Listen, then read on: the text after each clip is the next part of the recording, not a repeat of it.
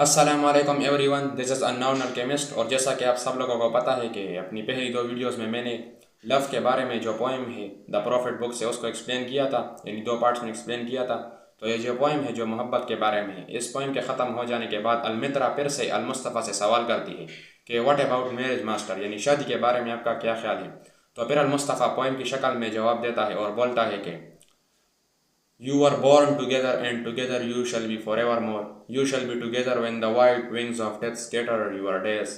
You shall be together even in the silent memory of God. यानी जिन दो लोगों की शादी हुई है उनको हमेशा इकट्ठे रहना, एक साथ रहना, एक दूसरे को सपोर्ट करना है। और इनके दरमियान जो मोहब्बत है वो सोल से होनी चाहिए, यानी रूह से होनी चाहिए। और जब मौत आए उन पर तब भी उनकी मोहब्बत कायम रहनी चाहिए और मौत के बाद भी कायम रहनी चाहिए।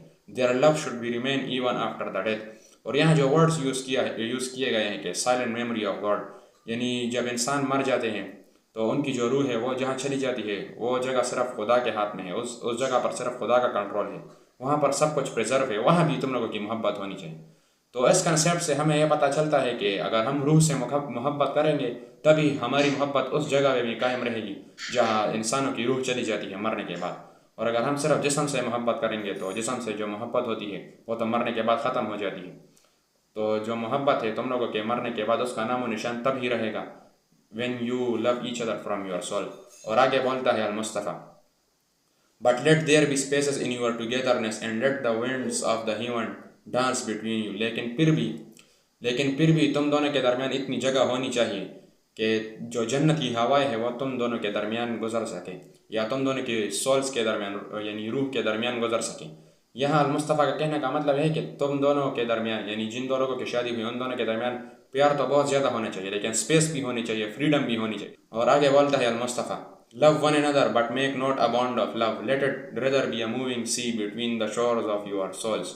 यानी तुम दोनों के दरमियान जो मोहब्बत है वो कुछ इस तरह होनी चाहिए जैसे समंदर का किनारा हो और समंदर की लहरें हो।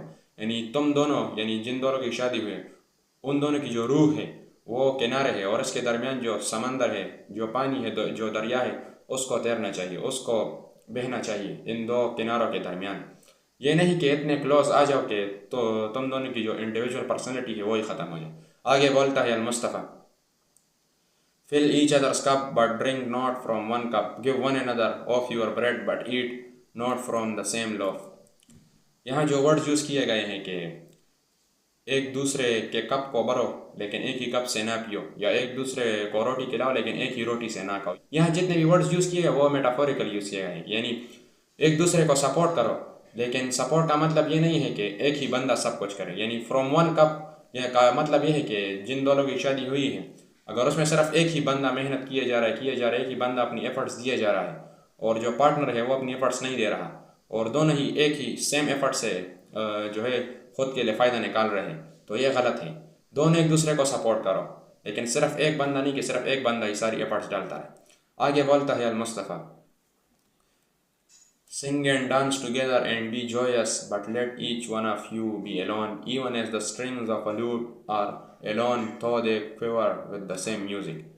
यहाँ फिर से एक एग्जाम्पल के थ्रू हमें समझाया है कि तुम दोनों की जो शादी का मकसद है, यानी जिन दो लोगों ने शादी की है उनका एक ही मकसद होता है, तो उस एक मकसद के लिए अपनी अपनी जगह पर एफर्ट्स दो।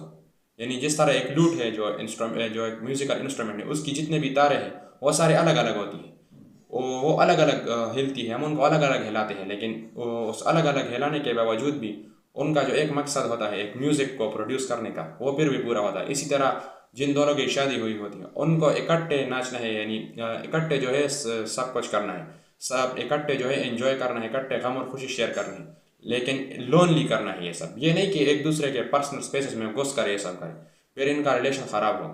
आगे बोलता है Almustafa, give your hearts but not into each others keeping, for only the hand of life can contain your hearts. यानी दो एक दूसरे को अपने दिल दो, दिल को दिल से राह होती है, लेकिन तुम्हारा जो दिल है वो किसी के हाथ में मत दो। जिस चीज़ के हाथ में अगर तुम्हारा दिल होना चाहिए वो सिर्फ तुम्हारी ज़िंदगी है, जो लाइफ है उसके हाथ में ही तुम्हारा दिल होना चाहिए। ये नहीं कि तुम जिससे मोहब्बत करते हो उसको इतना अपने हवाले कर दो कि वो पर तुम्हें कंट्रोल करने लग जाए। एक दूसरे से मोहब्बत करो लेकिन कंट्रोल मत करो एक दूसरे। फिर आगे बोलता है Almustafa, and stand together yet not too near together, for the pillars of the temple stand apart. यानी इकट्ठे खड़े रहो, एक दूसरे को सपोर्ट करो, लेकिन उस तरह जिस तरह के मंदिर जो होता है या कोई भी इमारत होती है उसके जो पिलर होते हैं, मंदिर के पिलर को अगर आपने देखा होगा इकट्ठे खड़े होते हैं, नज़दीक खड़े होते हैं, लेकिन उसमें उन पिलर्स में फिर भी इतना फासला होता है कि उस पर जो है पूरी इमारत खड़ी हो सके। इसी तरह तुम लोगों को भी इतना इकट्ठे खड़े रहना है और इतना अपनी पर्सनल स्पेसेस का ख्याल रखना है कि तुम दोनों का जो ज़िंदगी का मकसद है, जो ज़िंदगी की इमारत है, वो उस पर खड़ी हो सके।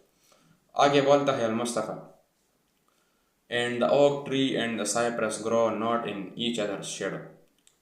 जिस तरह ओक और साइप्रस के जो दरख्त हैं, ये दो दरख्त हैं, जिस तरह ये बड़े होते हैं, नशोनुमा पाते हैं, ग्रोथ करते हैं, लेकिन एक दूसरे के साए में नहीं, यानी एक दूसरे का हक नहीं मारते, एक दूसरे की स्पेसेस को ख़राब ना करते हुए जो कुछ न्यूट्रिशन ओक ट्री को मिल रहा है और जो कुछ न्यूट्रिशन साइप्रस ट्री को मिल रहा है, वो दोनों ट्री ग्रो तो कर रहे हैं, लेकिन ये नहीं कि उसकी स्पेस से उसके न्यूट्रिशन छीन ले, और ये जो ओक का ट्री है ये साइप्रस से न्यूट्रिशन छीन ले, इस तरह नहीं, एक दूसरे के शेडो में ग्रो नहीं करते, ग्रो करते हैं इकट्ठे लेकिन सेपरेटली ग्रो करते। तो इस पॉइंट से हमें सीखने को क्या मिलता है, यही कि आपने अपने सोसाइटी में या बहुत सारे रिलेशनशिप्स में या शादियों में ये देखा होगा कि जब शादी हो जाती है तो एक लाइफ पार्टनर का दूसरे पर बहुत ज़्यादा कंट्रोल होता है। या तो हमारी जिस तरह सोसाइटी है पेट्रियार्कल, यहाँ पर हम मर्द बहुत ज़्यादा कुछ पॉसेसिव हो जाते हैं, बहुत ज़्यादा पाबंदियाँ लगाते हैं, बहुत ज़्यादा शक करने लगते हैं, हमें लगता है हम जिससे प्यार करते हैं उस पर हमें कंट्रोल मिल गया, या हमने जिससे शादी की हमें उस पर कंट्रोल मिल गया। ऐसा नहीं है, आपने उसका दिल जो है अपने दिल में डालना है, ये नहीं कि उसका दिल जो है अपने हाथ में डालना है, उसको मैनिपुलेट नहीं करना। या अक्सर रिलेशनशिप्स ऐसे होते हैं जिसमें जो फीमेल है वो मेल पर ज़्यादा डोमिनेंट होती है, बल्कि ओवर डोमिनेंट होती है। तो ये सारी चीज़ें गलत होती है, एक दूसरे को स्पेस देनी, एक दूसरे की स्पेस ख़राब बिल्कुल भी नहीं करना। तो ये मैरिज के बारे में काफ़ी खूबसूरत पॉइंट थी। So thanks a lot, like share and subscribe.